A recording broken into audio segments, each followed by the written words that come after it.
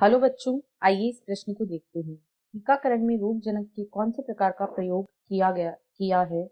विकल्प ए सक्रिय और शक्तिशाली पैथोजेनिक एंटीजेंस, विकल्प बी निष्क्रिय और दुर्बलीकृत पैथोजेनिक एंटीजेंस, विकल्प सी हाइपर एक्टिव और शक्तिशाली पैथोजेंस, या विकल्प डी पूर्व निर्मित एंटीबॉडी। इस प्रश्न की जो मुख्य अवधारणा वह है टीकाकरण। टीकाकरण क्या होता है, इसे हम यहाँ पर देखेंगे।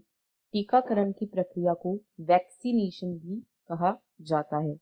व्यक्ति में वैक्सीन प्रवेश करने की प्रक्रिया व्यक्ति में वैक्सीन प्रवेश करने की प्रक्रिया किसी व्यक्ति में वैक्सीन प्रवेश की प्रक्रिया वैक्सीन प्रवेश की प्रक्रिया जो उसे रोग से सुरक्षा प्रदान करे उसे टीकाकरण कहा जाता है। वैक्सीन जो है, यहाँ पर हम देखेंगे वैक्सीन होता क्या है। वैक्सीन एक रोग के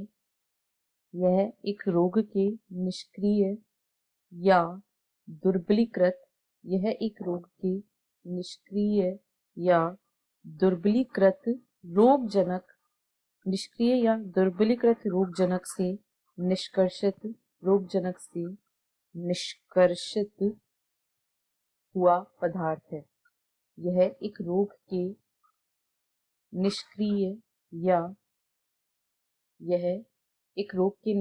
या दुर्बलीकृत रोगजनक से निष्कर्षित किया गया या प्राप्त किया गया पदार्थ होता है, जिसे वैक्सीन के तौर पर उस व्यक्ति में दिया जाता है।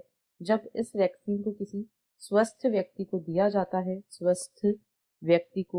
जाता है तो इसके शरीर में उस एंटीजन के खिलाफ प्रतिरक्षी का उत्पादन होता है या एंटीबॉडी का उत्पादन होता है, जो उस व्यक्ति को प्रतिरक्षा प्रदान करता है।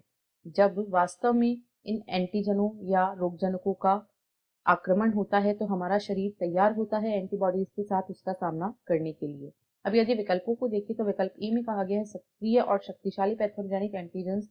ऐसे एंटीजेंस का प्रयोग करने पर हमारा शरीर संक्रमित हो जाएगा और प्रतिरक्षी विकसित होंगे तो वे भी इसका सामना नहीं कर पाएंगे, अतः यह गलत है।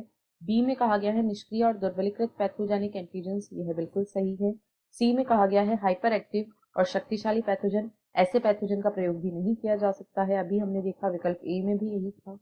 डी में कहा गया है पूर्व निर्मित एंटीबॉडीज, तो टीकाकरण में पूर्व निर्मित एंटीबॉडीज प्रयुक्त नहीं की जाती हैं, अतः विकल्प बी इस प्रश्न का सही उत्तर है। आशा है आपको प्रश्न समझ आया होगा। धन्यवाद।